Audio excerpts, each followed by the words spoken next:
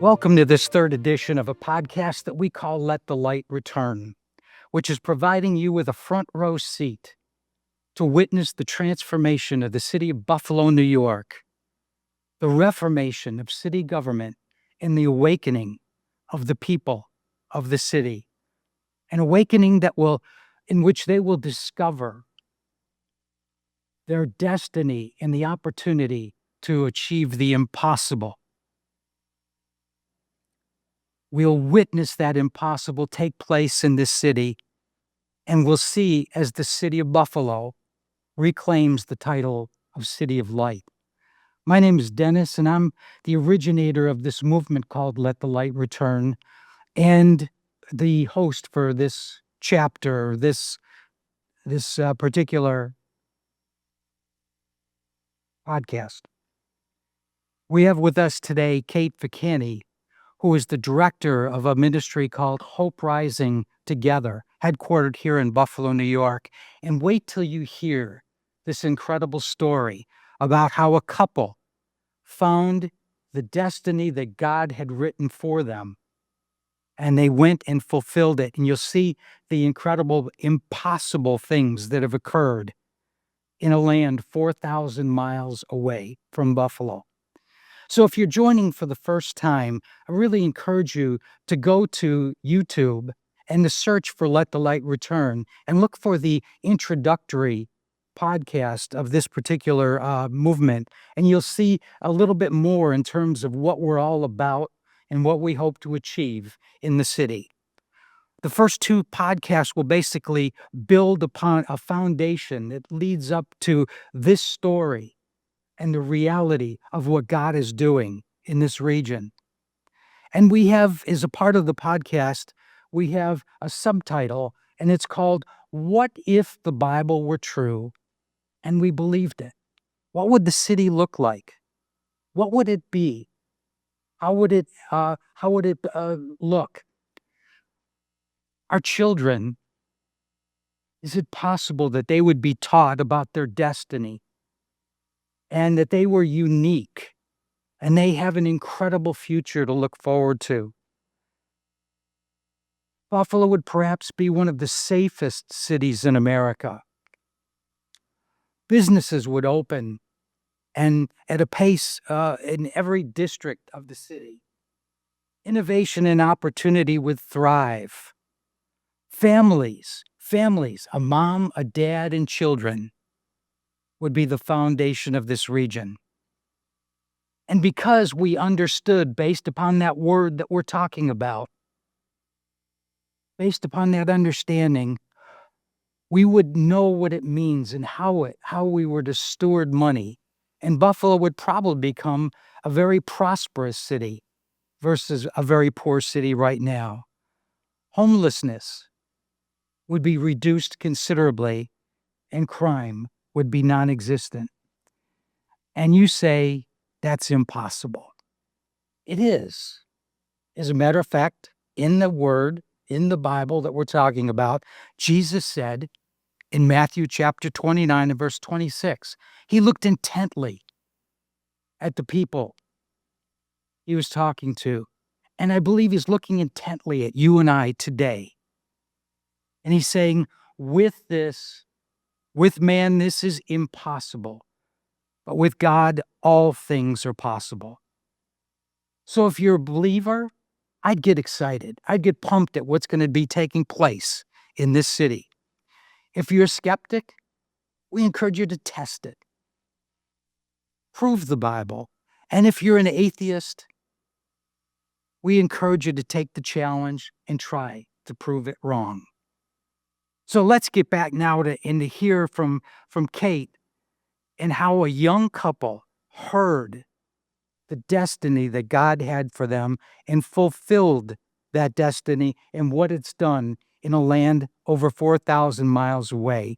So Kate, I'd like to welcome you to the podcast, and would like to understand from you, if you get an overview of what is Hope Rising Together and what are you doing in Sierra Leone? Yeah, thanks, Dennis. So encouraged by your faith. It just goes to show that God is raising up people of every age and generation, and that sometimes the dreams that he planted in our heart are for a future season. So encouraged to see you running after what God has and believing him for the impossible. Reminds me of Abraham. So, Hope Rising started in 2009. It was called Let Them LOL at the time.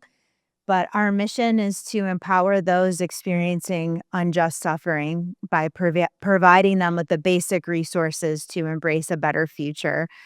And it's really the heart of Jesus to provide for the widow and the orphan. And so we do that through clean water, through education, through food, both in Buffalo and in Sierra Leone, medical care, all kinds of stuff. We have a 30-acre campus over there, but it's really the idea is to empower people rather to enable them, to give them a hand up and to allow them to realize the God-given potential inside of them. So I'm curious, what before this calling, what was your career path, you and your husband, Joe? Yeah, Joe was a pharmacist, I was a nurse, and then he left pharmacy to become a youth pastor, and we did that together. We were serving in ministry together. So when you understood what God was calling you to do in a land so far away, Mm. did you feel qualified to do it? Well, no, and the thing with God is he's lovingly sneaky. I love that the scripture says, "Your word is a lamp unto my feet and a light to my path." It's not a floodlight, because if it was a floodlight and we could see the whole thing, we would, at least me, I would have run away And that screaming. So we just heard that there were people in the world not without access to clean water. We weren't setting out to start something, but we heard that, and with our medical background, we said this is ridiculous. There's so many issues in the world. A lot of them need research. They're not immediately solvable, but this is something you can get people clean water. And we just set out to try to help fund one water well a year. That was really our ambition, our goal, to just do our part. Mhm. And like I said, God can be sneaky with our yeses, and he turned it into so much more. So your goal was to drill one well a year. So that means 15 wells. One well a year. Yeah, yes, right. So 15 15 wells. years in, we should have only done So now you've 15. done 15 wells. No, God has done 170 now. That is incredible. Yeah, 170 wells with a goal of one per year, right. 15 right now. Mhm. And how many people are taking advantage of that clean water? It's around 75,000 people now Sev- drinking water. 75,000. So what was the when you actually started and you got in and you understood some of the people, what was their cultural background? What was their spiritual background? Yeah, Sierra Leone is about 75% Muslim, 15% Christian. The rest don't believe. And then in general, there's a lot of witchcraft, spiritualism, that kind of thing going on there. Wow. And in order to achieve something like this, I'm assuming you have a large staff, maybe many people. How many are actually on your staff? There's 2 full-time people in Buffalo working here, and then we have 60 Sierra Leoneans. We really believe to we like to throw around words like empowerment, but you have to actually walk it out, which means a really big mess because people are messy, but we're so proud of the staff there. We said unless people within the communities that we're working in rise up, it's not gonna work. You can't force somebody to change, because ultimately this comes down to heart change. It comes down to spiritual change, because we can put wells all over the world, and organizations do, and within a year or two they're broken down. You really have to have people that take ownership and desire to bring change to where they are. Wow. And what kind of so I would assume that you faced a few challenges down Mhm. in your trip from 2009. So what kind of challenges did you face, and did you ever feel discouraged or wanting to give up? And how did you overcome that? Yeah, I felt discouraged this morning. Yeah, that's Hopefully, it's not because of the podcast definitely you not because of that. Huh. No, I'm just joking. Nothing happened today, but the day just started. You know, you have to have that mindset. The Lord has a beautiful way of stripping away everything when we say yes to Him and really testing, are you doing this for me? And you really do the Bible. I was thinking about this podcast and talking about this morning. And when you look at all the statistics and the beautiful success, it's easy to think that this is easy, but it will cost you everything. He says to count the cost. I heard a pastor recently say, if your back doesn't feel heavy, then you're not carrying your cross. And that really hit me. You will have to die to yourself every single day. But I would say one of the hardest things is admitting failure, whether it's yourself, people that are volunteering with you, serving with you, or even the very people you're trying to serve. So many times we set out from the beginning to say, we're not hiding the failures. We're going to be very honest about that, even if it cost us donors. And early on, we had another organization drilling our wells for us because we didn't believe in reinventing the wheel. Find others that are already doing the work, come alongside them, see if you can partner together. And their wells, it wasn't their fault, but the drill rig they had, it was really old and it could only go to 60 feet. And so when we'd go back to check on the wells, sometimes during the dry season, and the wells would be dried up. And you could pretend that it's not happening, but it was. Yeah. Or some of the wells would be broken down or we would run into problems. So we just decided to be honest with our donors. We had so much momentum. So many people wanted to give us money for wells. We were honest and we said, we have to stop all well drilling until we can figure this out. So we paused it for like a year. We brought in a specialist that could help us to solve this problem.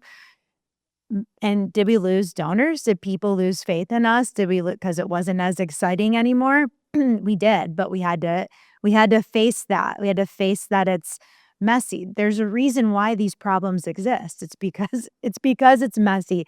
It's because there's broken people. You have to have that honesty and that perseverance to say, all right, we uncovered it. And none of us know everything, right? So then you get into it and you start to discover what you didn't know. And you can either pretend like you know something you don't, or you can be honest about it and face those consequences and whatever that backlash is. So that was the most surprising thing, was to be faced with so much failure and really then the people loss. There's a lot of people we invested in. I've shed many, many tears over kids that we've invested in throughout these 15 years that have been given the world, but yet still turn away, do the wrong thing. We've had people steal from us. We've had all kinds of really painful betrayals on both sides, not just in Sierra Leone, but here. hmm So you said that in 2009 you were starting with one well per year, and now you talked about a 30-acre campus. What was there before that 30-acre campus existed? Thick forest. Thick forest. So it was created, this village was created out of that, Yeah. out of the work Yeah. of Hope Rising Together. And we understand that there's more than just the water and wells and so on, Mm. but you're also providing food for the children? Yeah. As I said, God takes advantage lovingly of our yeses. And He puts you in situations where you see things and you can't look away. So we started going back and visiting the wells because we wanted to take video and pictures back to the donors, and we would find street children who are orphaned. Sierra Leone has the highest maternal death rate. 1 in 17 women die in childbirth. So it creates a lot of orphans. So there's all of these problems. So we would find these street kids and then be like, is there somebody else that can take these kids? And we looked and looked and looked, and there was nobody. So we started taking care of the children. Then it's like, you got to get them educated. Then I was getting upset because they're falling asleep in class, I was hearing. And don't they appreciate what we're doing? And this is all the stuff that gets worked out of you. And then as we dug into it, we're like, well, they're trying to come to school off of a cup of white rice a day. They're exhausted because they have no nutrition. So again, we found an organization that was making these meals, and we started buying them from them in country.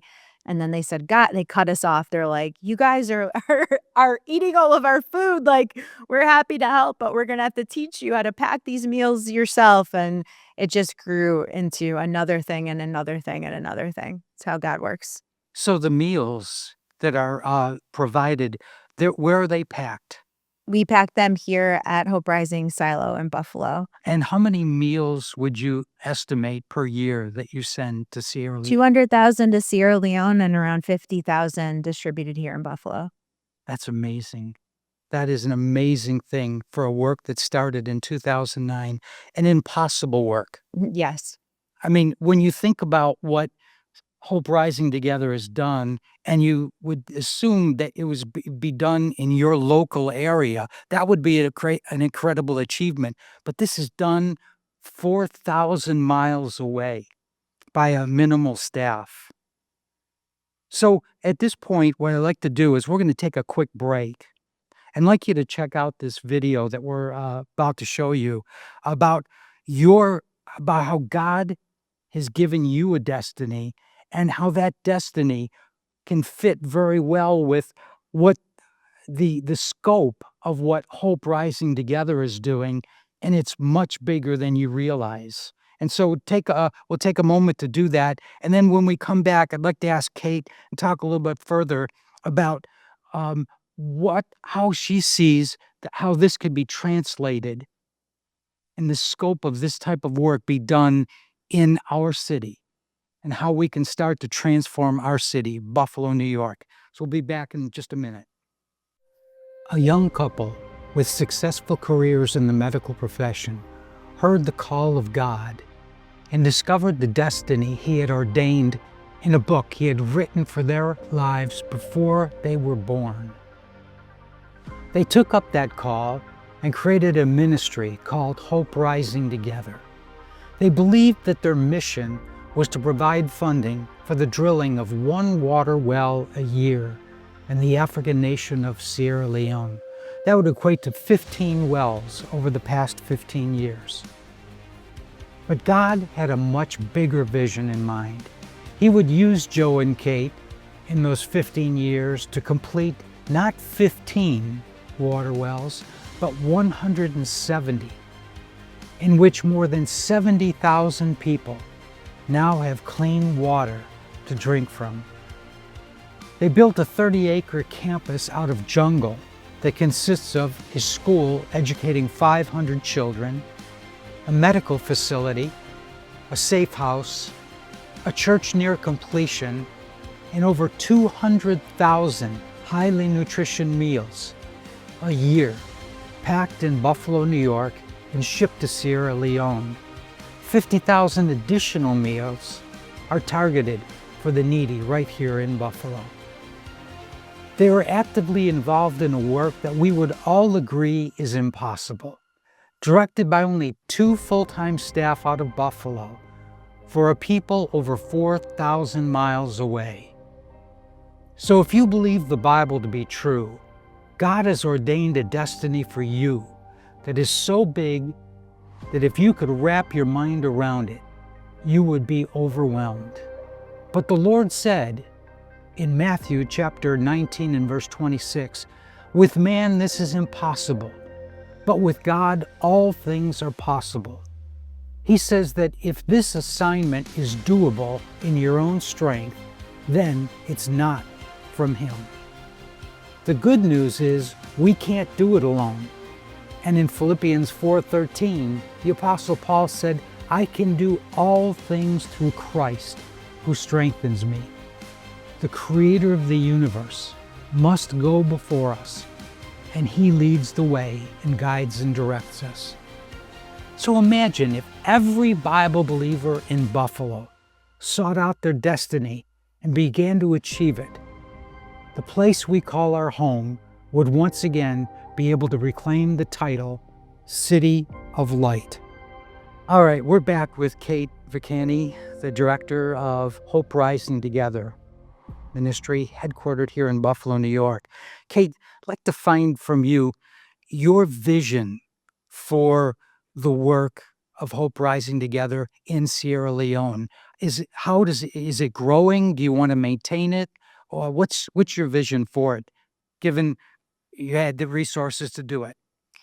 Yeah, well, there's still many, many villages that don't have access to clean water. So we keep drilling as fast as the wells are being donated. The thing that gives me the most peace and excitement is we could step out now and we have staff and people on the ground that have taken ownership of it Mhm. and would see it going into the future. They would keep the wells going, keep taking care of the kids. They would just need the financial resources. But now what we're excited about is we have all of these roads, like the Roman roads, that all of these paths to all of these villages where we have wells and we have access. And some of them we've been providing for them for 15 years.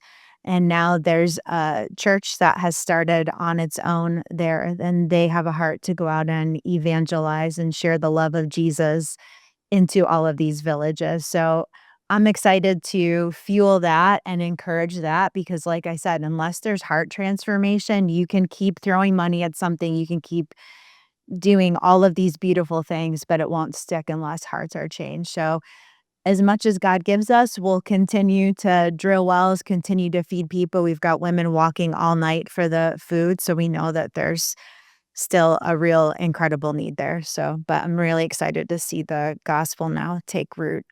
So you saw people receive clean water, food now, and so on. And how has it changed their life? What's happened to them? Well, it gets them to the starting line, which was really our hope. Like, you can't do everything for people, but you can get them to a starting line and help encourage them. So we've seen villages now start their own agricultural programs, start their own little schools now that they have their basic needs met. It's really helped them. There's so many people that believe that are so hopeless that they don't think tomorrow can be better than today, and that was really our heart to say with Jesus, and you can say those words, but if you don't provide them the basic things and show them the love of Christ, but now that they have that, their eyes are open to say, "Wow, it can be different." And they're the ones that know what their communities needs. They're the ones like there's cream there that is rising to the top. They're the ones that have the ingenuity to say, this is how I can transform my community. We all know what that's like, that if you're going through someone and something and someone tells you like, "Oh, it can be better, it can be different," but they never went through that thing, it's hard to listen to them. But when somebody who's been through it is saying, "No, I experienced it and it can be different," and that's what we're starting to see. So I'm really the future I see is yes, we'll continue providing resources for those needs, but I can't wait and we're beginning to see it like with the church Mhm. to fuel their dreams and their visions for how their communities can change and their country can change. So, Let the Light Return is all about seeing transformation in the city of Yeah. Buffalo. So, how would you see something like what you accomplished 4,000 miles away? How would you see that bringing something like that back to Buffalo and seeing how people and how their lives could be totally transformed? Yeah, well, I think you're right on with what you're doing is first of all just letting people know that light can return. I think Buffalo has accepted this defeatist identity. And in a way, like spiritually and tangibly, even though we have way more resources than the people of Sierra Leone, I see our city in a very similar way that there's these people that are without hope, this kind of glazed over look that we have to just accept things the way they are. So by saying to them, no, like change is possible, things can be different. And then people like you having the audacity and the boldness to say, look, we don't know how we've got ideas, and this is like a big elephant, but we can tackle this one bite at a time. Like we said, one well a year. Right. So if it's one homeless person getting a home a year, like just starting small and just saying we're not going to accept the status quo. We know who our God is. We know that he's capable of transforming. We know we're walking around with resurrection power living inside of us. So we should start seeing dead things come to life then, even if it's one person at a time. Wow. It's incredible. And the realization that, again, we're hearing the impossible, the story of the impossible, and how God took a destiny, a book that was written about Kate and Joe and their lives, and he transformed that into a work that's so amazing. Just to think about the water that's being provided, the food that's being provided, the education. I believe there's like a hospital there too, Mhm. and a safe home. Yeah. So, and in this jungle that was a jungle, there's now 30 acres of a village, um, directed by God through Hope Rising Together. So as we conclude this particular chapter, I'm reminded of a man in the Bible by the name of Elijah. And part of his calling was to gather government leaders together, to gather the religious leaders and all the people that were willing to show up. And he made this statement. He said, "How long will you go limping between two opinions? If the Lord is God, follow him. But if Baal, then follow him." Well, Buffalo, it's time that we take up that challenge. It's time that we take that challenge. And if the Bible is true, we believe it and we follow it and we discover our destiny. And if it's not, we can go on. Life is hopeless. So I don't know about you, but I am so tired about hearing from people that this is impossible, that we can't do this, when we have a God who says he is the God of the impossible and he can achieve it. So we encourage you to stay tuned to the next podcast in our series, and we'll learn together how to grow and how to let the light return. So thanks for joining us. Kate, thank you so much for being and sharing your story today. And God bless.